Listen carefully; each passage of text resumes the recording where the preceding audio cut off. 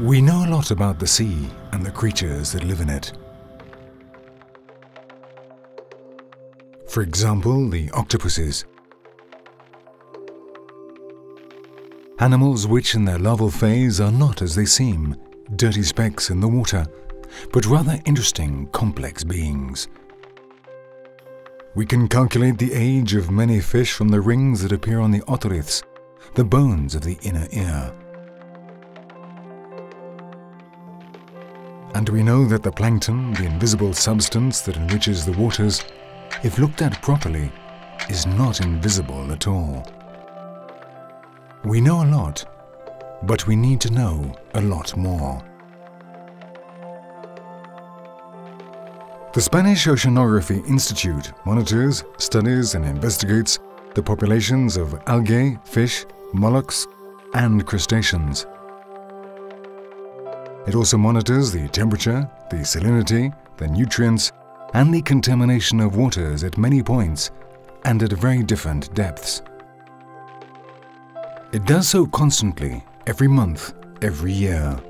That way we know what the ocean is like at all times and what its evolution has been over the years or decades. With this scientific work, we advise the authorities for the protection and sustainable exploitation of marine resources.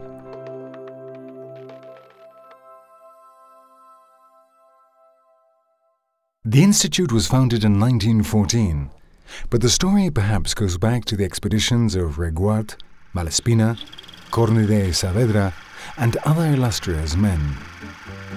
Their work made that of the great precursors possible.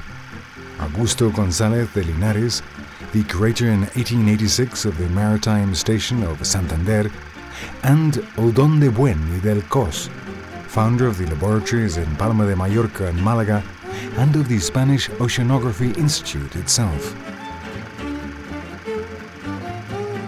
In 1885, while González de Linares was working in Santander, the young Zaragozan naturalist Odón de Buen was traveling from Norway to the Mediterranean in the military frigate La Blanca, in a crucial journey for maritime sciences in our country. Heroic times were approaching, at times requiring the courage of José Rioja, a scientist capable of pawning his microscope in order to save his laboratory. In 1906, when he was already a prestigious professor in Barcelona, Odón de Buen created the Balearic Islands Marine Biology Laboratory.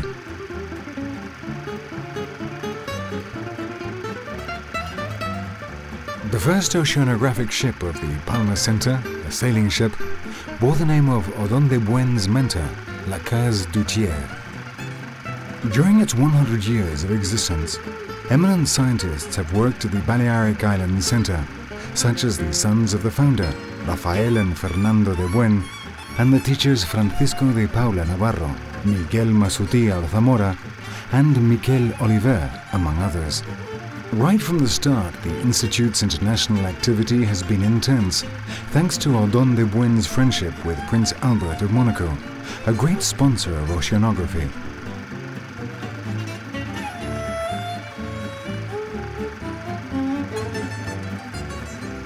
An example of this universal vocation are these images from May 1936, in which we can see Odón de Buen in Copenhagen at the meeting of the International Council for the Exploration of the Sea.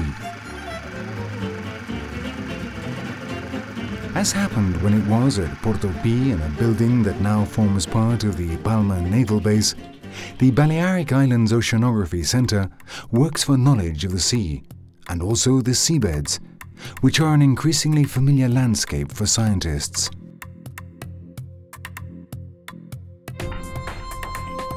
In the 9 coastal centers that the Institute has around Spain, it provides scientific assistance for rational, advantageous exploitation of fishery resources, but that is not its only mission.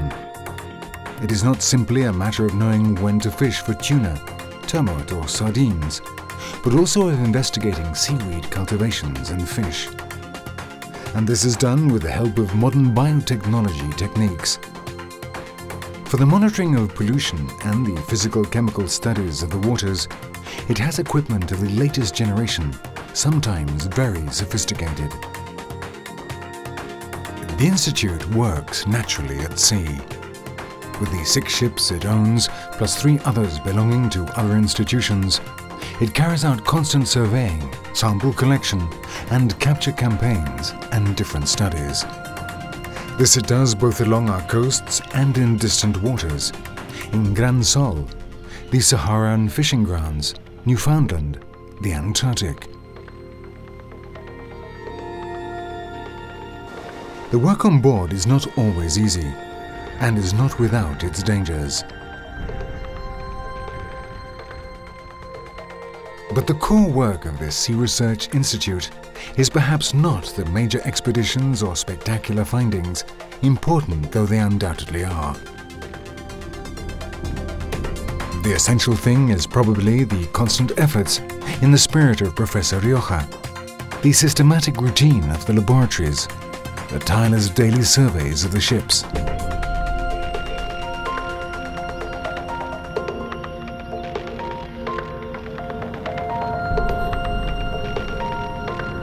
Constant work to take advantage of and conserve the delicate richness of our oceans.